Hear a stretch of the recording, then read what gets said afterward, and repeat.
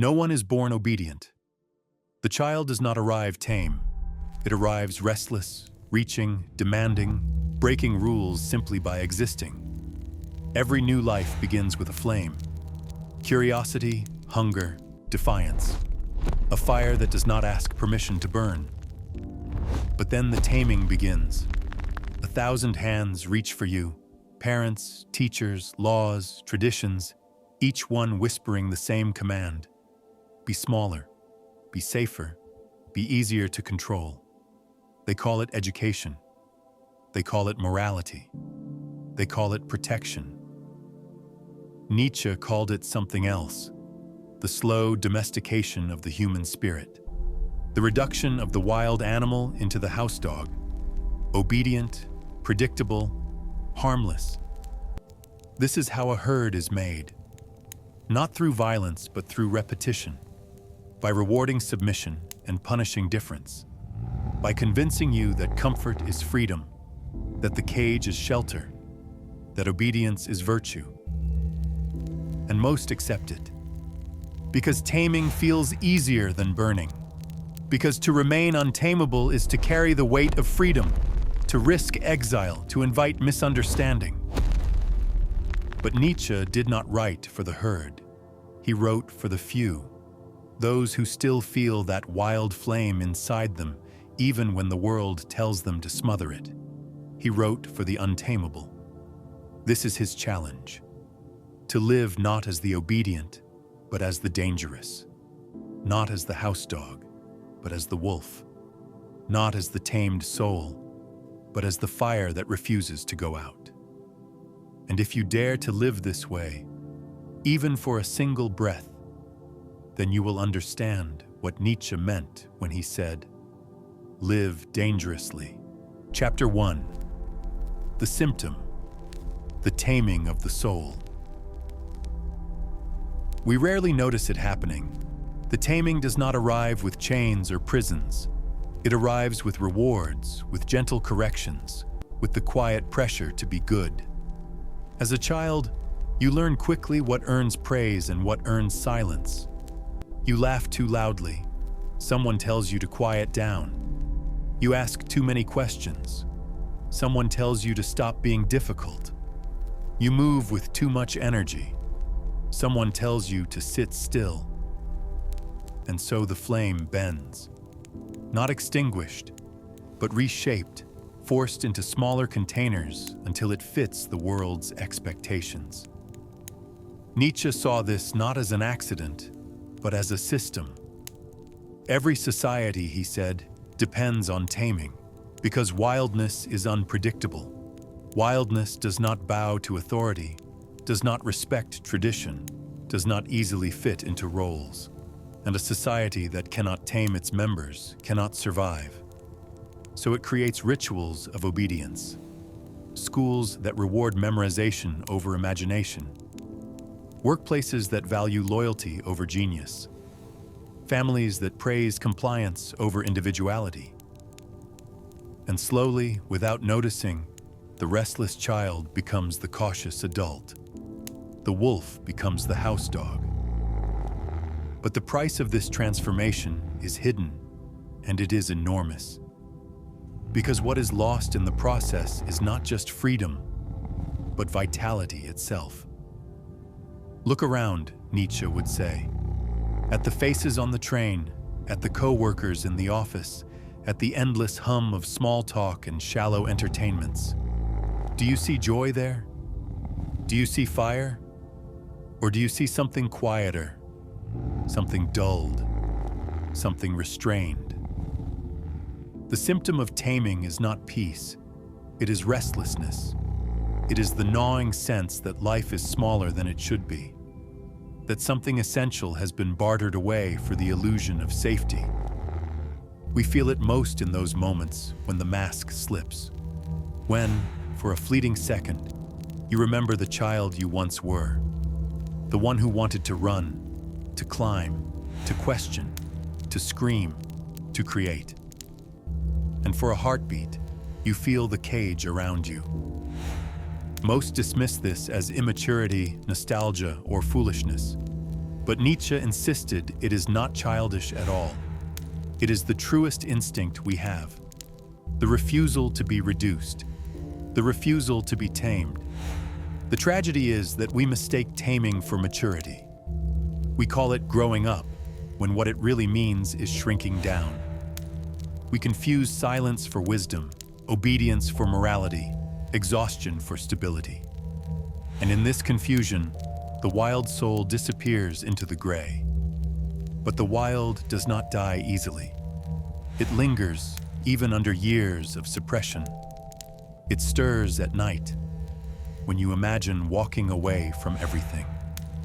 It flickers in moments of rebellion, when you say the forbidden thing, when you take the reckless risk, when you refuse, even quietly, to obey. This restlessness is the symptom of the tamed soul.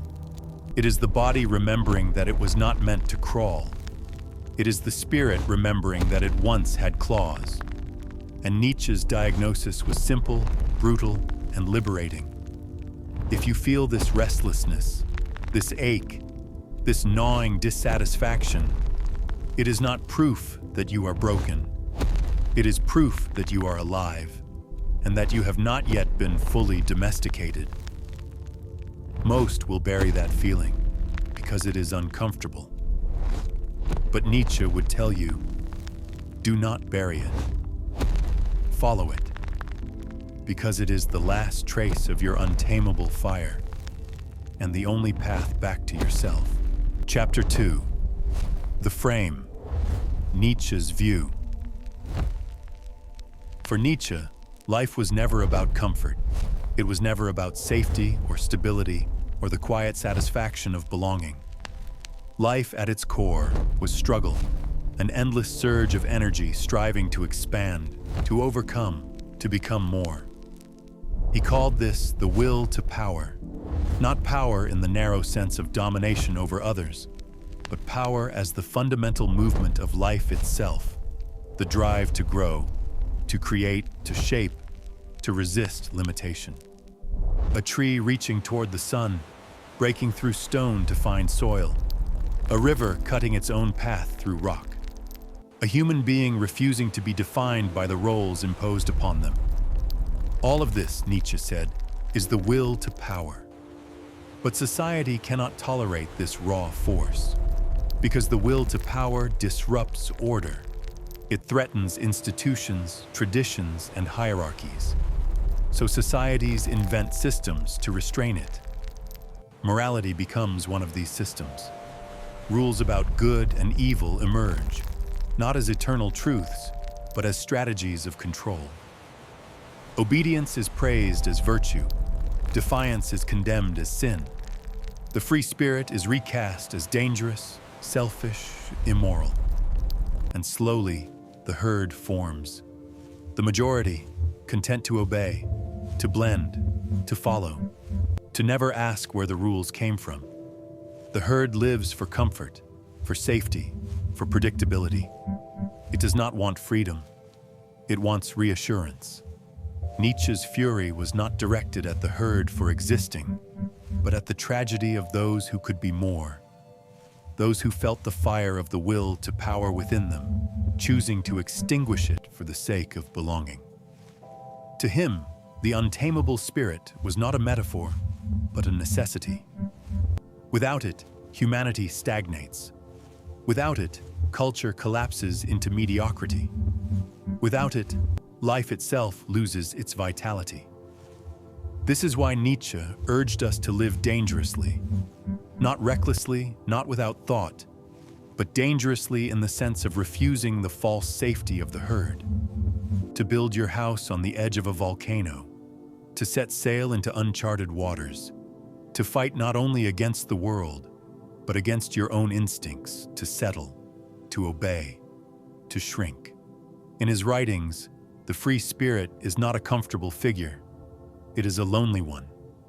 To stand apart from the herd is to be misunderstood, criticized, even hated. But for Nietzsche, this was the price of authenticity. Better to be hated for living dangerously than to be loved for being tame. And yet, He knew how seductive taming was, how deeply tempting it is to trade the burden of freedom for the comfort of rules, to let someone else decide what is true, what is right, what is meaningful. How much easier it is to live as a copy, rather than carve out the painful path of becoming yourself. This, then, is the frame. Life is will to power, wild and restless. Society seeks to tame that power, to make it safe. The herd submits and finds comfort in obedience. But the untamable resist, and in their resistance, they find life. Nietzsche leaves us with the question, do you want to be safe, or do you want to be alive? Because in the end, these are rarely the same thing. Chapter 3. The Trap. Comfort as chains. The tragedy of taming is not that it happens once, but that it sustains itself. Because once you have been trained to obey, the chains no longer need a master to pull them. You begin to tighten them around yourself. Nietzsche understood this mechanism well. It is not brute force that keeps most people tame, but comfort. The soft bed of routine, the warm glow of approval, the quiet reassurance that comes from knowing what tomorrow will look like. And in this comfort, the flame that once raged inside begins to dim. You no longer need guards, because you become your own warden. You silence the questions before they even form. You stifle your own instincts before anyone else has to. This is the essence of the trap. Comfort transforms chains into gifts. You stop seeing them as restrictions and begin to see them as security. Nietzsche compared it to the herd animal. The cow in the pasture does not rage against the fence. It grazes peacefully, grateful for the safety it provides. But what it does not realize is that its life has already been decided, its fate already sealed. It has food, it has shelter, but it does not have freedom. So too with us. We take the steady job, the safe opinions, the predictable routines, and we call this maturity. We tell ourselves we are free because no one forces us into this life.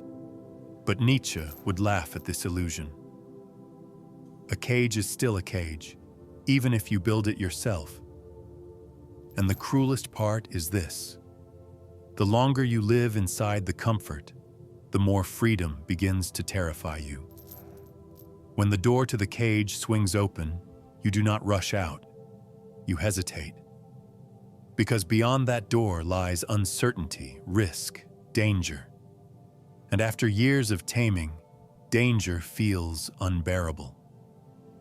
This is why most will never leave the herd, because freedom is not light, but heavy. It does not remove burdens, it multiplies them. It places every choice back in your hands, with no excuses, no gods, no masters to blame. And that weight is too much for most to bear. It is easier to remain tame, to tell yourself that you are content, to convince yourself that obedience is wisdom, that comfort is happiness, that chains are protection. But deep down, the spirit knows the truth. The restlessness remains, the quiet dissatisfaction that no amount of comfort can silence. The late-night questions. Is this all? Is this what I was made for? Is this what life is supposed to feel like? Nietzsche insisted that these questions are not weaknesses. They are alarms, signals that the soul is still alive, that the flame has not been fully extinguished. But he also knew how easy it is to drown them out. With work, with entertainment, with substances, with endless distractions designed to keep you grazing in the pasture, never daring to leap the fence. This is the trap of taming. It does not kill the spirit outright. It numbs it. And in numbness, most will live out their entire lives, mistaking sedation for peace. But Nietzsche's challenge was to see through this illusion, to recognize comfort for what it often is, not a blessing, but a cage, and to ask the most dangerous question a human being can ask. What would it mean for me to live without these chains? In Chapter 4, The Escape, the Untamable Spirit. If comfort is the cage, then escape begins with a refusal. A refusal to keep grazing where you are told. A refusal to keep shrinking yourself to fit the herd. A refusal to mistake safety for life. For Nietzsche, this refusal was not an act of rebellion for its own sake. It was not about chaos or destruction, or the shallow thrill of disobedience. It was about returning to the deeper law of life itself, the will to power. That restless flame that pushes every living thing to grow, to stretch, to overcome. To live dangerously, Nietzsche wrote, is to answer this call. It is to stake your existence on becoming, not merely surviving. To place yourself at the edge of the volcano, to set sail into the storm, to dare what the herd will never dare. But what does this mean in practice? It does not always mean grand acts of heroism. Often it begins in silence, when you tell the truth that no one wants to hear. When you refuse the easy path, even when it costs you. When you choose creation over imitation, even if what you create is fragile, imperfect, misunderstood. The untamable spirit is defined not by how it looks to others, but by how it refuses to betray itself. It says, I will not live by their rules. I will not silence my instincts. I will not barter my fire for approval. This is why Nietzsche warned that such a life is lonely. The herd will not celebrate you for leaving. It will resent you. They will call you reckless, arrogant, dangerous. And perhaps they are right. Because to be untamable is to live without guarantees, without the comforts they cling to, without the reassurance of belonging. But Nietzsche's answer was clear. It is better to be dangerous and alive than safe and hollow. Better to walk alone in the storm than to sleep peacefully in the cage. He pointed to figures in history who embodied this untamable force. Artists who shattered traditions, thinkers who overturned morality, wanderers who walked beyond every border. They were misunderstood in their time, often hated, sometimes destroyed. But they lived fully, and in their danger, they left behind the sparks that ignite others. And this is the paradox of the untamable. Though they stand alone, they awaken something in those still chained. Their fire spreads, their refusal inspires. Their life becomes a mirror for the restless soul still hidden in the herd. To escape the trap, then, is not to dream of some perfect freedom without risk. It is to embrace risk itself as the condition of freedom. It is to see danger not as an obstacle, but as the proof that you are finally alive. Nietzsche did not offer this as comfort. He did not promise happiness or peace or ease. What he promised was something far more dangerous and far more real, the possibility of becoming yourself. This is the escape, to live untamable, to carry the fire openly even when the world tries to extinguish it, to choose freedom over comfort, danger over safety, authenticity over approval. And once you taste this life, even for a moment, you will understand why Nietzsche called the tame soul a tragedy and the untamable spirit the only true answer. Chapter 5. The Path Forward, Your Wildfire. The untamable spirit is not a myth, not a symbol locked away in books. It is a possibility that waits in every person who feels that restless flame inside them. But the question is always the same. What now? How do I live this? Nietzsche would say, begin not with grand gestures, but with honesty. Ask yourself, where in my life have I been tamed? Where do I bow, not because I believe, but because I am afraid? Where have I traded my fire for the comfort of belonging? The answers will not be easy. You may find them in the job that drains you, the relationships that silence you, the routines that numb you. You may find them in the small lies you tell yourself.